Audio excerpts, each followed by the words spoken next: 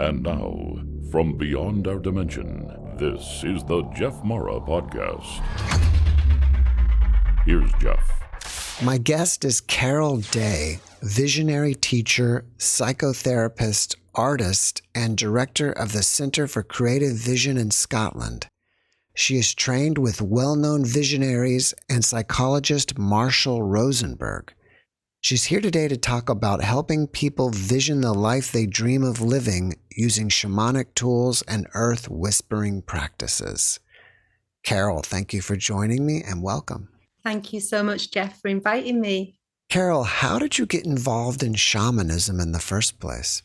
So originally, I guess I've been involved in it all my life, but it was an experience that I had that took me to knowing what it was that I was experiencing, basically.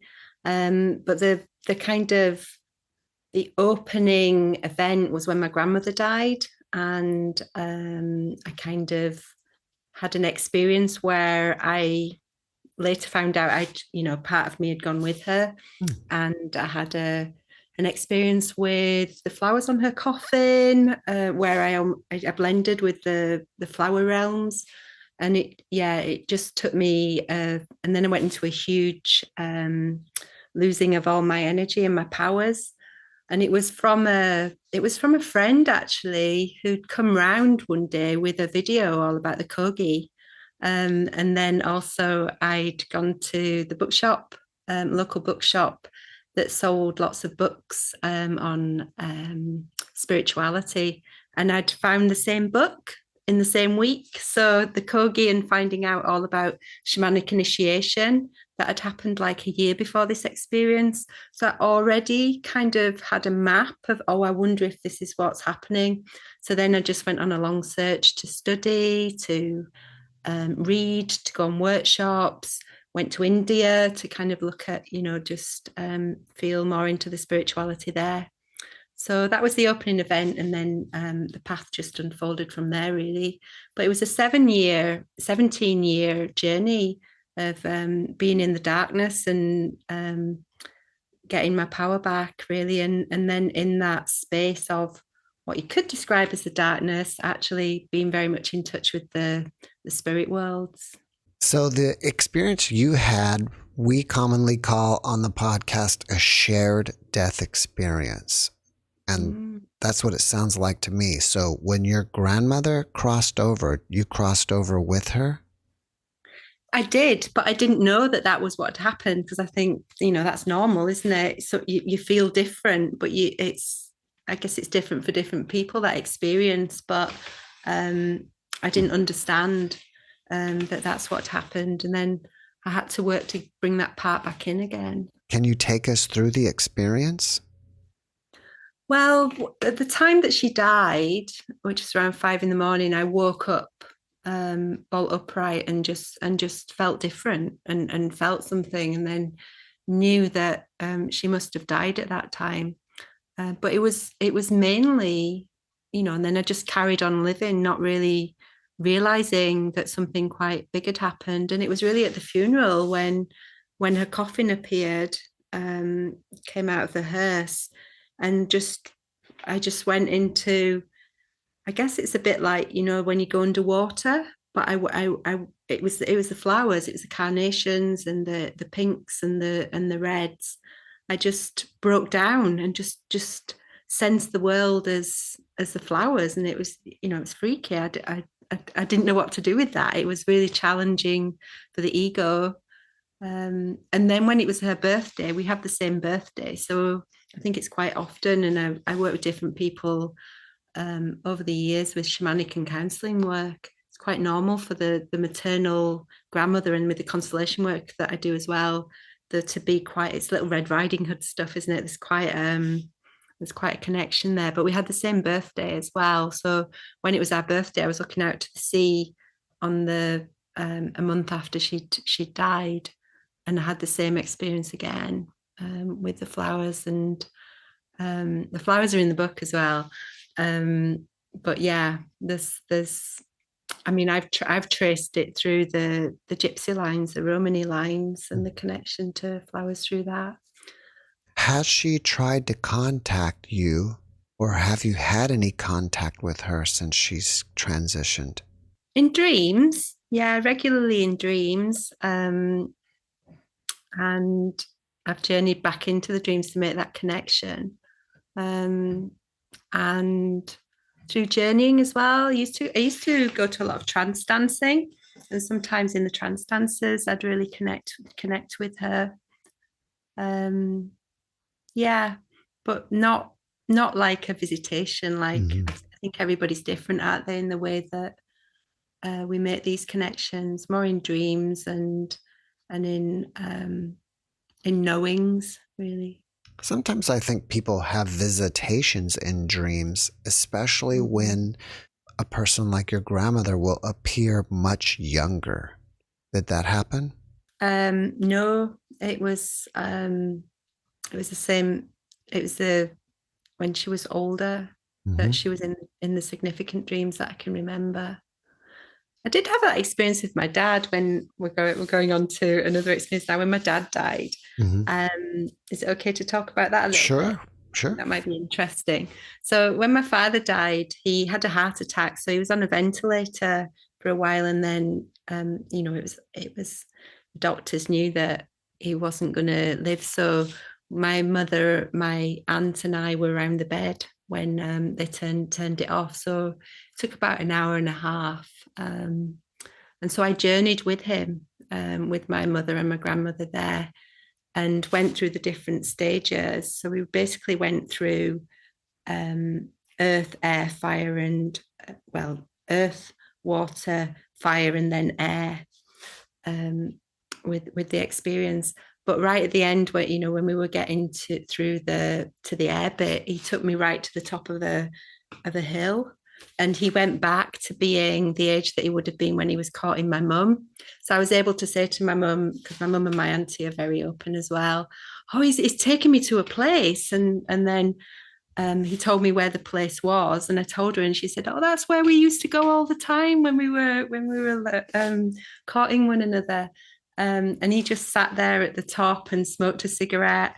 And then an eagle came, and then he went, and I couldn't go any further with him. So yeah, I had the experience when he died that he went back to this special place, and he went back to that age as a kind of parting point. But that was so comforting for my mother. And then they went there, my brother and my mother, for a few years afterwards on the anniversary of his death. You mentioned that you had this dark period in your life. What happened to you that caused you to go into that dark period? Well, it was my grandmother dying. I think our souls were so connected that when she went, and I think this is really common as well, isn't it? It's almost like such a big soul connection, and then when somebody who you have that affinity with isn't there anymore, there's not that holding energy on earth. So there was a real sense of loss and grief. But I also think, and I know that a part of me went to the other side as well. So in shamanism, you call that soul retrieval, and that's quite common for people who are shamanic practitioners to journey with people, to bring parts of the soul back from another realm.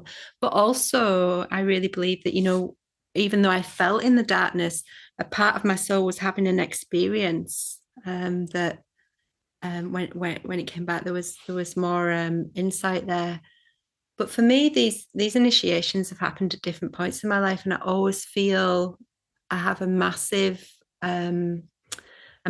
dip into the abyss when someone close to me dies. It's just classically what happens. And one of the things that I try and do is reframe some mental illness kind of labels as actually being initiatory journeys, that when we come back through from them, we come back through with extra insight and wisdom and an ability to connect to so much more. You also mentioned that you were able to get your power back.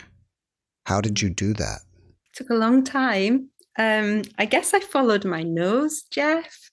I don't know how you or the viewers might have experienced that when some people call it depression, don't they? Some people call it just like not feeling like yourself since something happened.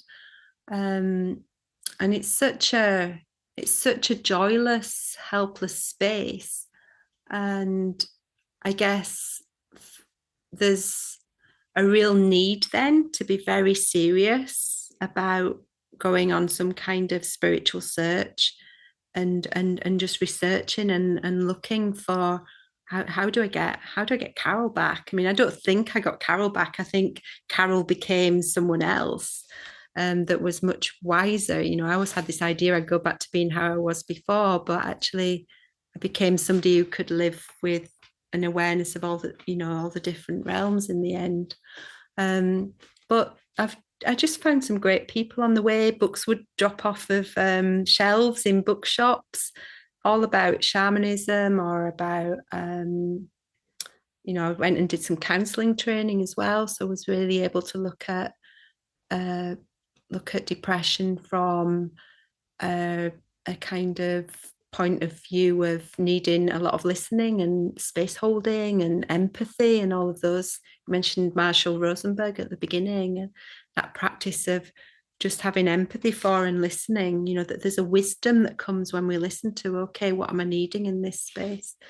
So how to come out of the darkness was a period of just having lots of inspirers who'd been through similar journeys, and through what some call shamanic practice of just going and asking the spirits, getting guidance, and coming back with a map, really. It's a process of transformation, isn't it, to work out that we're so much more than we think we are. So from those experiences we come back with a map of a multi-realmed experience rather than a single realmed belief system. You write about the visionary formula. Can you tell us more about that? Yeah, so I'm really passionate about, I think that's one of the definitions, isn't it, of the visionary or the shaman or the seer, or I see it as being the artist as well. I'm originally an artist, and I'm just so curious about creative energy and how it works, and used to work with children as well. And I know you've got a passion for working with children, and just seeing how they tick and how connected they are.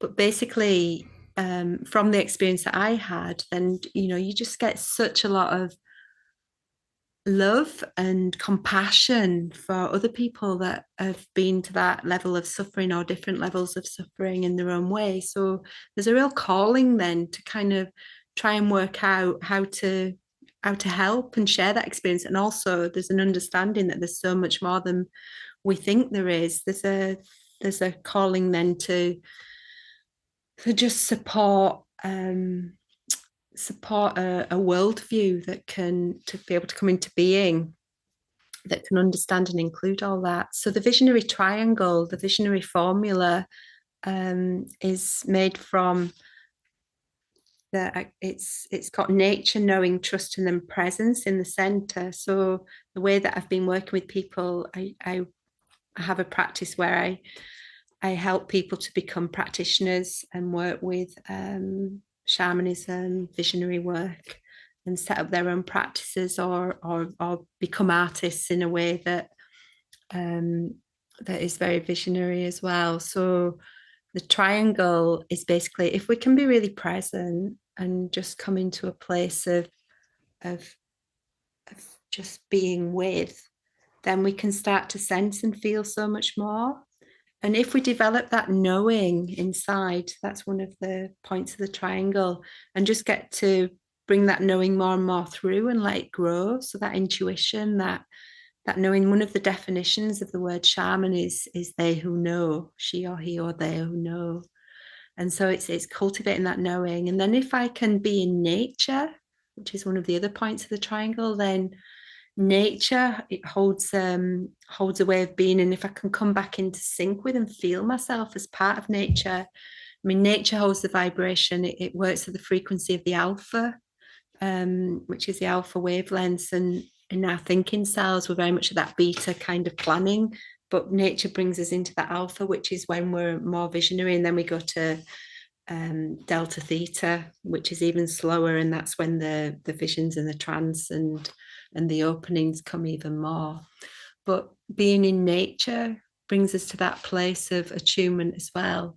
And then the trust is my favorite, and it's, you know, that's classically what happens when we're plunged into that darkness, when we're going into the initiation and we don't have anything to hold on to anymore, you know, that everything's changed, but there's a trust that we develop of, oh, something's happening, and it's that trust that opens everything up and allows us to basically let go, to for the ego to let go, and to become more open to that visionary way of being. A lot of my audience are people who are grieving over the loss of a loved one, just like you did. Mm-hmm. And I believe that these videos that I produce of near-death experiences bring them hope and relief. Yeah. Obviously, you don't counsel people in near-death experiences, but how do you help people who are grieving over the loss of a loved one? That's beautiful. You know, quite often I do work with people who've had near-death experiences, because those people quite often are the people that that are looking to understand their experience. And it's quite often the shamanic, you know, one of the makeups of the people that pursue shamanism. But in the question that you asked there around how do you just supporting people with grief, I've worked a lot with grief counselling, and it comes up a lot in, you know, every circle that I hold, there's the grief component there. But grief for me is an initiator. It's just such a powerful force. And I guess one of the things that is key is that we don't push it away. We acknowledge that things are not going to be the same. We acknowledge that level of pain that's there, and we sit and trust someone's process with that grief. And I work a lot with the grief cycle as well, and you know, you go backwards and forwards, don't you? But I think I talk about this in the book Shamanic Dreaming as well, just around it, you know, in the Greek mythology, at the gates of death, or at different points of change, there are the gateholders of despair, of grief, of all the difficult emotions, the difficult to hold emotions, basically. But I think one of my beliefs and knowings is that because we push away talking about these things, because we don't naturally hold these spiritual counselling spaces for what's experienced at death, is that we miss out a lot of what we can open to. So in answer to that question, it's very much sitting with and holding space for, and listening and having empathy for everything that someone's feeling, and just accept, you know, that whole kind of Carl Rogers acceptance, unconditional positive regard, respect, real deep empathy for what someone's experiencing. But also there's something around the empowering of this something's happened here that's an opening, and there's with every death, with every loss of being on the earth plane with someone, there's a new relationship, and there's a new evolution, isn't there, of self. It can take a long time. Yeah. Your book is called Shamanic Dreaming, Connecting with Your Inner Visionary. Is your book more about helping people vision the life they want to live, or is it about helping them achieve that vision? It's about the big dream, really, and that as humans, a part of this planet in these times, there's a calling that's coming through. The first act of the book is called Calling. There's a calling that's here for all of us collectively. But it's also the concept is very much that if we listen to everything, if we, just like I was talking about the death part there and the grief part, if we bring back spaces that really listen to everything, that includes everything, from a tree, understanding that, this is very much the animated way of everything having spirit, isn't it?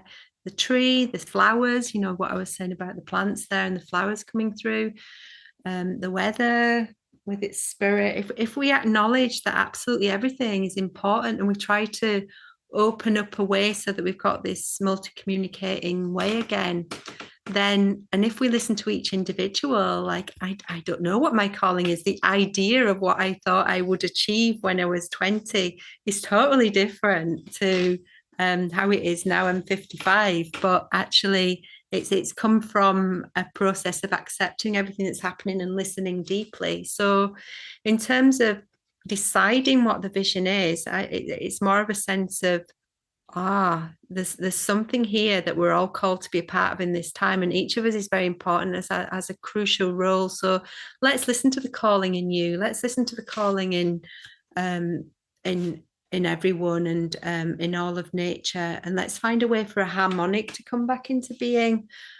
So the book and Calling with the first act really helps people to start to work with that visionary formula that I was talking about, and get to that presence and listen deeply to themselves and to what's going on and what's calling in the planet at large. And it's a real, I guess it's a very Aquarian.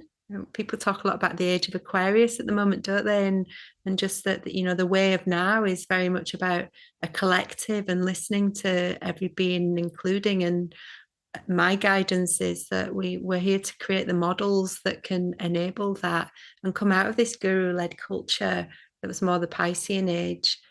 And yeah, the visionary way is that inner visionary, is the one who's got that knowing, is in touch, and the reward is in us being in the right place at the right time and feeling connected and aligned. Would you say that finding your calling would be the same as finding your purpose? That's a lovely question. Probably, yeah. I used to call, this is a good one. I used to call when I was teaching the 3-year shamanic practitioner trainings. I used to ask everybody to have what I called a soul purpose journal, and to just keep doing journeys, going walking in nature, and just asking, why am I here? And I changed it over time to be called the Pathfinder Journal, because it felt more that actually the path, being on the path, is the way, rather than, do you know what I mean? Rather than going, this is my purpose of where I'm going. I don't know if that helps to kind of map it. So the calling it's something that's always there, isn't it? Whereas the purpose seems like something that we're heading towards, and it's more defined rather than being in that place of knowing you're on the right path. I think we use the word purpose a lot here on the podcast because a lot of near-death experiencers return feeling that they have a purpose. And some of them still haven't figured it out. So that sounds to me like, Jeff, are you saying that they feel the meaning of their life? I think that they feel like they're supposed to be here doing something. They returned for some specific reason. Yeah. I guess purpose and calling are the same. Yeah. Perhaps. What I really like about what you said earlier was, instead of getting the old you back, you found a new you. Yeah. Would you like me to talk about that? Sure. Yeah. I think, I don't know. Do you like astrology as well, Jeff? We talk about that too. So I teach a bit of astrology from a kind of archetypal kind of being in the field of astrology, with the constellation work that I've developed with the Earth Ensemble modality. And yeah, I very much feel the planets and where they are in the signs and houses as almost, you find your signature through your birth chart, and I see that in other people, and help people to find that alignment with themselves and know themselves more clearly. So the thing about me is I'm double Aries. I'm Aries, Sun and Moon, but it's in the 11th house, which is the house of Aquarius. But I notice in what you're saying there about myself, about becoming not getting Carol back, but becoming something else, that Aries is very ego led. And it's my journey is very much about surrendering to a form that actually I feel much safer when I know I've got a form and I've got this identity. But the journey that you go on with grief or with those transformative processes that strip us, there's a huge dismemberment that happens, and there's a growing of self. So that coming back as someone else is probably not that I'm someone else, it's just that I'm more true to who I really am. It's more my spiritual nature rather than my perceived identity that I've developed through the association with the ego. You write about brain opening and mapping. Can you tell us more about that? Yeah, I've done lots of constellation work with people where I get people to act, stand in and take the place to represent the different parts of the brain. And it's just fascinating when you've got like your neocortex standing there, and then you've got your limbic brain standing there, which is the mammalian brain. The neocortex is the right and left hemispheres of the brain that's evolved with the first primate humans. And then there's the reptilian brain, which you'll know is that fight and flight, like ancient brain. And it's just gorgeous, just seeing someone asking questions of these different parts of the brain and making sense of themselves. And then also with the right and left part, how they can sometimes one of them cannot come through. So with the brain mapping, one of the things that I'm doing in shamanic dreaming is helping people take to pieces that idea of who we each are, and just being quite playful really with, let's have a look and see what the brain's up to. So I get people just going out in nature and just listening to the different parts, letting them guide the walking as they go along. So that's the brain mapping. And then the dimension mapping that I do as well. I'll talk about the string theory and just the idea that we live kind of in four. We've got an easily held belief system that will tolerate the fact that there are 4 dimensions and maybe 5, but that scientists have looked at the fact that there's 11 dimensions. So I get people to kind of just open up to that and list what those dimensions are. So it's through the power of suggestion and play, really going, look, who are we if we kind of open up to this and see that our perceptions are actually we're limited. Let's open them up and have a look at what science is showing is there and working. And I found a lot of people have, from that suggestion, from playing with that, are able to be more open to those visionary experiences and to feeling more communicate with them than they generally would allow.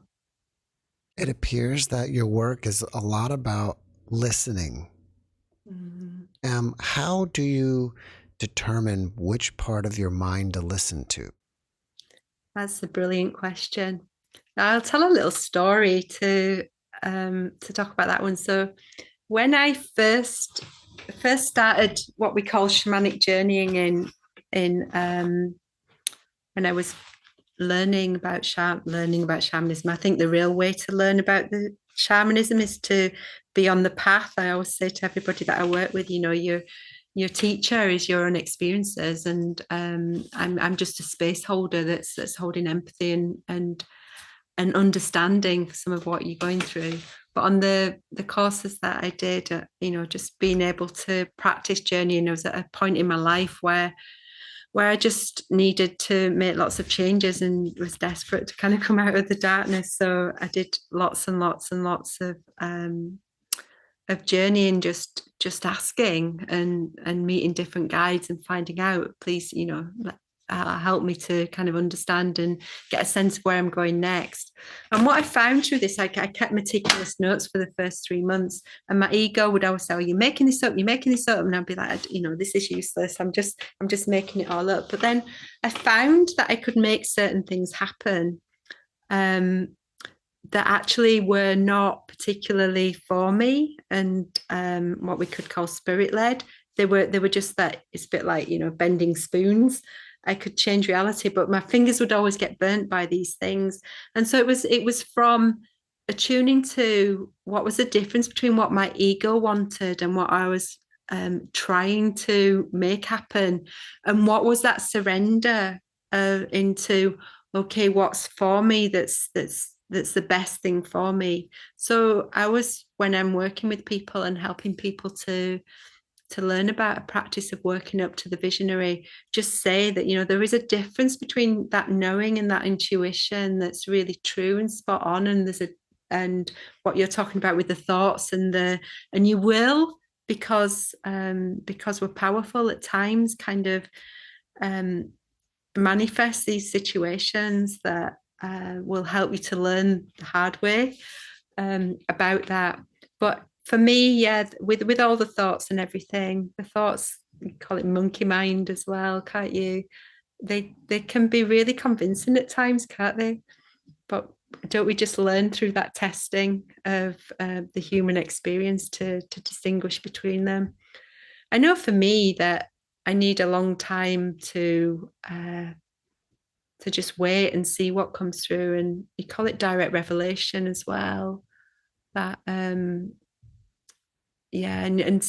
just over time starting to feel the difference between a thought that I'm wishing to have and actually those hunches of, oh yeah, this is really true. I guess we're at war with trying to decide to do what's best for us or what's best for our ego. And it's always, at least in my life, it appears that it's always better to do what's best for me and not for the ego. Yeah, absolutely. And isn't it from the depths of the places that we go to that that compassion comes through for others? It's almost like life can heal us, can't it, from its experiences of despair or grief or anguish. Yeah. And there's a longing to make things better for everyone. There's a very altruistic nature that comes out, but also there's I think it's not a selfless way of being, is it, Jeff? It's more about, I'm Carol, you're Jeff, everybody's who they each are. And actually there's essential spirit in each of us that has these loves and preferences and wants to experience and be in life and express in a certain way. And I think it's important to know that we can each do that, and that's it's crucial that we each do that, because that vibration is so bright and it helps the world. But then there's that's paired with doing that, and that's why I've got the calling piece. What's your calling? Let's help you with that. But what's the calling for everything as well? And when they come together, there's this glorious hum, and then we can feel the communication systems that work in everything. But if I'm not aligned and listening to who I am and what my preferences and needs and what I'm here to be in this lifetime, that purpose that you were talking about, then I'm not going to be doing my part as well. So it's not selfish to be able to live that spark that we each are as well. Do you believe in reincarnation? I do, yeah. I've had experiences where I've been in different places and I've known where I am. I've never been there before in my life. When I was in India, so after my grandmother died, I was teaching at the time, and I'd already decided before she died, actually, that I was going to go to India. And all that kept me going was knowing that I was going to, I don't know, I had this sense that I needed to go to India, and that something would happen there that was important, and there'd be a spirituality there that would help me. At the time, I was teaching in inner city Birmingham, and I had so many different cultures in my classroom, and a lot of the children and their families from India. I was totally totally seduced by the level of connection and devotion that I experienced from them. So I went to India and I went to a place called Sarnath, which you might know as being the place where the Buddha, it's where the wheels of Dharma started to turn. And I just knew where I was. I just knew what was around the corner. It was uncanny. I wasn't expecting it.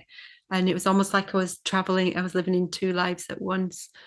So that was my experience. I actually left my passport underneath the mattress there as well, and had to go back on a rickshaw to get it, but which I felt like was a bit of a symbol about something. But yeah, I do believe in reincarnation, and I've got a lot of time for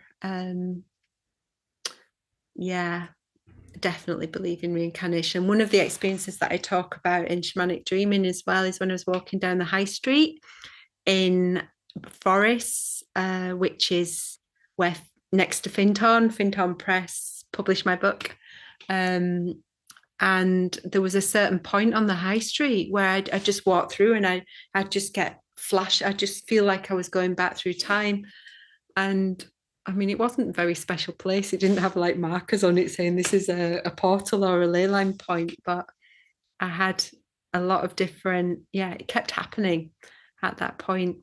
And I experienced quite often previous lifetimes, and I've had senses of where I can connect to more than once. As almost like an alignment. Do you think that we decide our calling pre-birth? I mean, my experience is that there's some kind of plan, isn't there? I remember when I was in India again, seeing in one of the ashrams, this is like going back 28 years ago, 1996, 97. And it was just this quote: life without a plan is like a building without a blueprint. And I thought about that so much.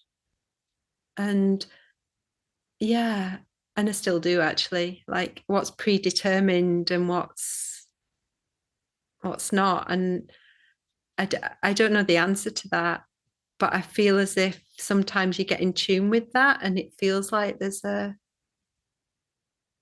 truth and a knowing that there's some kind of destiny. But who knows if there's different decisions at different points. What do you think? Well, I was wondering if we decide a calling before we come, and it's easy to get distracted in pleasing our ego while we're here. There's too many fun things to do, and we get lost sometimes. Or is that decided as well? That's possible. Can you tell us about your experience with the Fae? Yeah. So there's a chapter all about connecting to the Fae or the fairy or sometimes I call them the transmission level of nature. Do you call them elementals? They can be elementals as well, yeah. So my experience with the Fae obviously comes from the flowers and what happened at my grandmother's death, just that at the funeral with the coffin, like I felt like I was taken through the realms too. The flowers and the Fae then. But yeah, I mean, it's not like I see these little people that have got wings. It's like a sense of just being with something that's transmitting, and that's here in this world with us and is an opening. But here in Scotland, there are so many different stories about the Fae, and there's so many different sacred places where for example, Schiehallion. You might have heard of Schiehallion. So one of the books that I've written is called Story Compass, and the sequel to that Story Vessel is about the mountains in Scotland, and just working with story and moving through into the mythical realms with these 5 mountains. And one of them is Schiehallion, which is Fairy Mountain. The She are the Fae,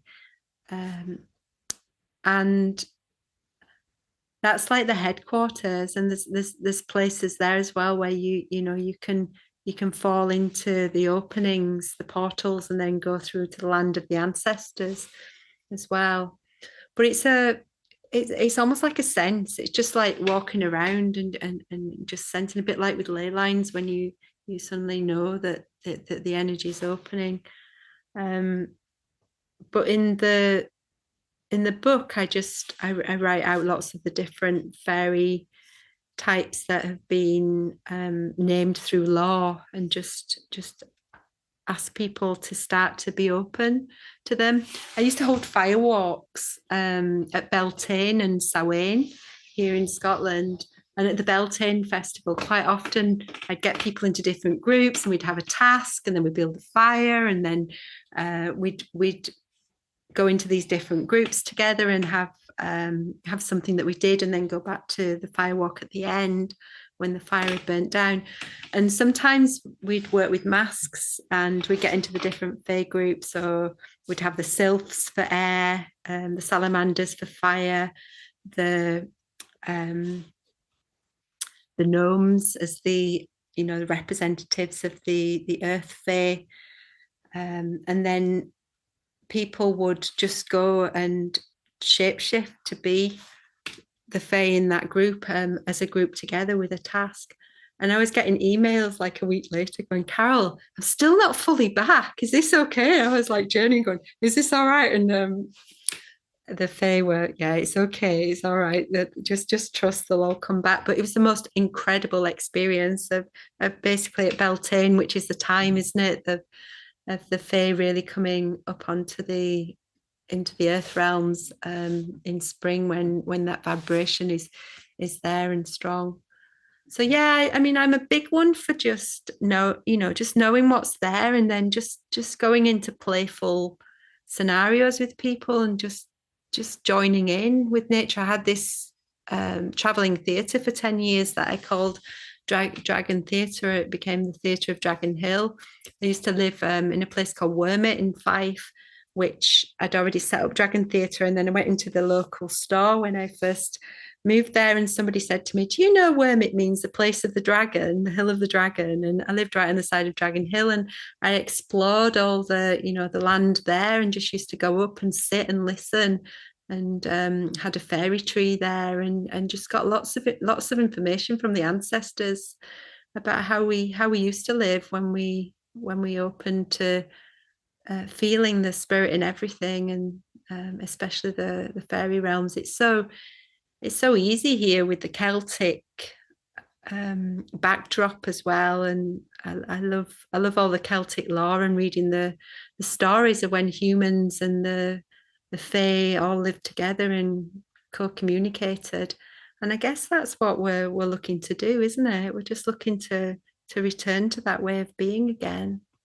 What are your favorite nature beings? Trees.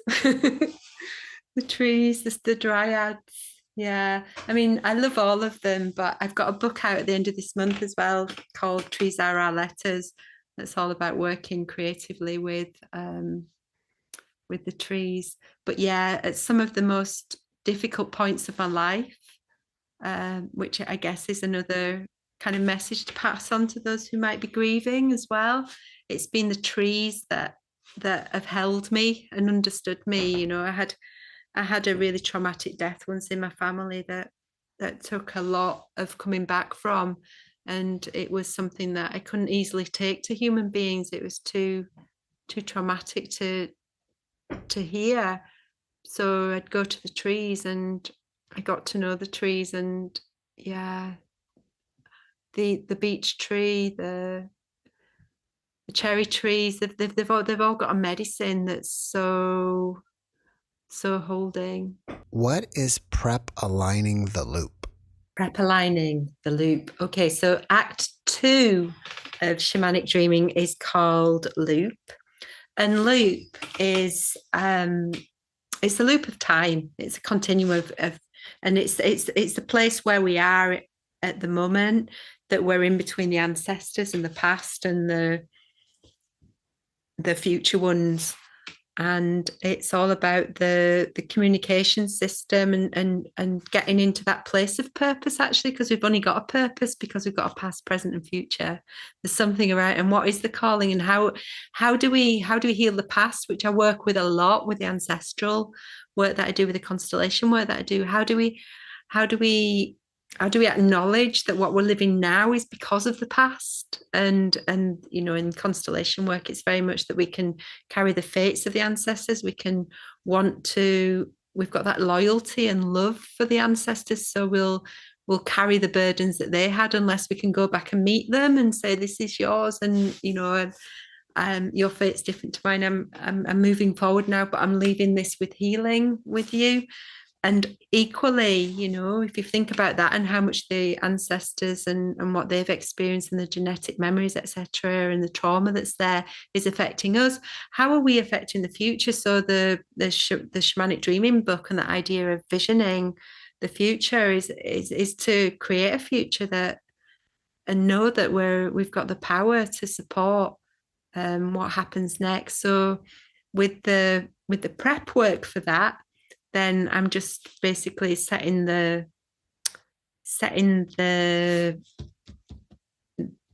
scene for working with the ancestors, present times and the future ones, and getting people to again connect with that visionary formula and start to ponder the adventure of what we're in, living in this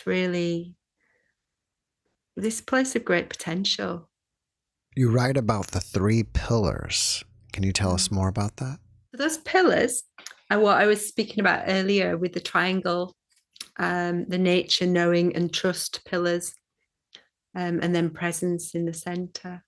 Can you give us some practical examples today on how to help vision our future?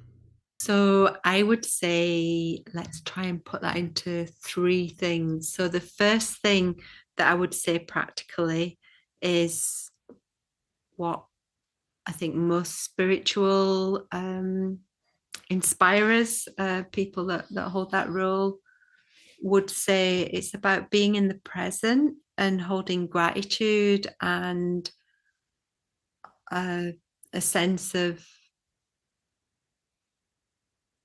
meaningfulness about each of our lives and why we're here, and it's by holding that practical sense of, actually, I'm here and I'm here for a reason, and I'm going to hold as much gratitude as I can for the fact that I'm here, and start to see that everything that I do, start to really believe that everything that I do has an effect on things. So there's simple things within that first piece about holding gratitude, holding kindness for others, and just living in a way that's connecting and holds reverence and honor for life. And then the second one that I'd bring in practically is to have some kind of practice that enables each of us to open up to communicate with the bigger picture. So whether it be in the book, I'm talking about journeying or voyaging, vision voyaging, I sometimes call it as well, where we're working with going into the dream time. So I often say in teaching shamanic work, we dream when we're asleep. We go into that visionary place every night when we're asleep, and actually we can tap into that and start to have these messages and thoughts in our daytimes as well, in what we couldn't sometimes call daydreaming. But if we consciously have a practice where we're opening up to that and just starting to communicate with what's there through going into that place of listening and opening up and consciously journeying, or through being in nature and just being with different parts of nature and being with a tree, being with the sea, and just starting to sense who we are, then the realms can open. And then the third thing practically that I would suggest is to journal, to write down, or to make note of what you're feeling as dreams, or as wishes, or as things that are important to each of you, and starting to write down notes about what you're getting, so it almost like be a piece of research, because there's something around, we can think that we're imagining all of these things because we're not told that they're important. There's very much belief systems that are, this is what's real and nothing else is. So the more that we can bring it into this reality, the more we can create images of it. I think that's one of the reasons why the ancient Egyptians had so many pictures of the gods and goddesses everywhere, and other civilizations would have that too, or the goddess markings and things as well. It's because it's there and it's alive, even though it might not feel like it's in the same realm. So yeah, writing down, and I often call it creating manifestos, where you're going in and you're writing down what it is that's there that you're ready for, or you're writing down what it is that you're getting messages about that are meaningful for you, and keep reminding oneself about these. And then there's that co-creation that can happen, and there's the bringing it into this realm that can happen. I noticed that your book is written like a play with acts and scenes. Why did you format it that way? Because I feel like we're in a play, and this is the theatre of life that we're in. So I wanted that to be a concept for it, that we've got. It's our lives are our theatre, and we're all in it together. If people want to reach out to you and ask you questions about your book or anything else, are you open to that? Of course, yeah. What's the best way to reach you? Well, I have a website. I know I was introduced at the beginning of the podcast as being the Centre of Creative Vision. That was my old website, but because I changed the name recently, but you can still find me by putting the Centre of Creative Vision in, and it will take you to the new website, which is creativeearthensemble.com.